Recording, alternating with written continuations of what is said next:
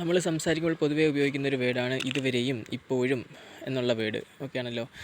അതിനായിട്ട് ഉപയോഗിക്കുന്ന ഇംഗ്ലീഷിലെ വേർഡാണ് സോ ഫാർ. സോ ഫാർ എന്ന് പറഞ്ഞാൽ ഇതുവരെ എന്നുള്ള അർത്ഥമാണ്.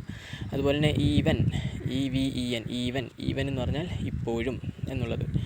അപ്പോൾ ഈവൻ എന്ന് പറഞ്ഞാൽ ഇപ്പോഴും, അതുമായിട്ട് ബന്ധപ്പെട്ട ഒരു സെൻറ്റൻസ് നോക്കാം. ഇപ്പോൾ ഉദാഹരണത്തിന് എന്തെങ്കിലും ഒരു കാര്യം പറയാം, ഇപ്പോഴും എന്നുള്ള വേർഡ് ചേർത്ത് നമുക്ക് പറയണമെന്നുണ്ടെങ്കിൽ അതിനകത്ത് ഈവൻ എന്ന് ചേർത്താൽ മതി. ഇപ്പോൾ ഉദാഹരണത്തിന് അവൻ വന്നില്ല.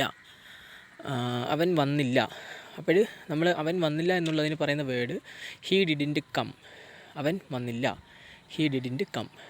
ഓക്കെ, ഈ സോഫാറും കൂടെ ചേർക്കുക. ഹീ ഡിഡിൻറ്റ് കം സോഫാർ എന്ന് പറയുമ്പോൾ അവൻ ഇതുവരെ വന്നില്ല. ഓക്കെ, ഇനി വേണമെന്നുണ്ടെങ്കിൽ അവിടെ ഈവൻ നൗ ചേർക്കാം. ഇപ്പോഴും അവൻ വന്നിട്ടില്ല എന്നുള്ളൊരു മീനിങ്ങിൽ he didn't come even now, അല്ലെങ്കിൽ ഐ ഡിഡിൻറ്റ് ഗെറ്റ്, എനിക്ക് കിട്ടിയില്ല, എനിക്ക് ആ സാധനം കിട്ടിയില്ല എന്ന് പറയുന്നതിന് എന്താണ് ഉപയോഗിക്കുന്നത്? ഐ ഡിഡിൻറ്റ് ഗെറ്റ് സോഫാർ, അല്ലെങ്കിൽ എന്തുവാ ഈവൻ നൗ. അപ്പോൾ ഈവൻ നൗവിനേക്കാൾ കുറച്ചുകൂടെ സോഫാറാണ്. ഇനി ഈവൻ നൗ ആപ്റ്റായിട്ട് വരുന്നത് എവിടെയെന്ന് നമുക്ക് നോക്കാം.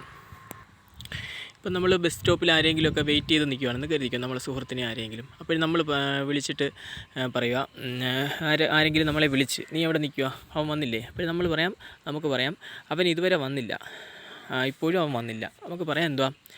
He didn't come even now, ഇപ്പോഴും, അല്ലെന്നുണ്ടെങ്കിൽ സോഫാർ.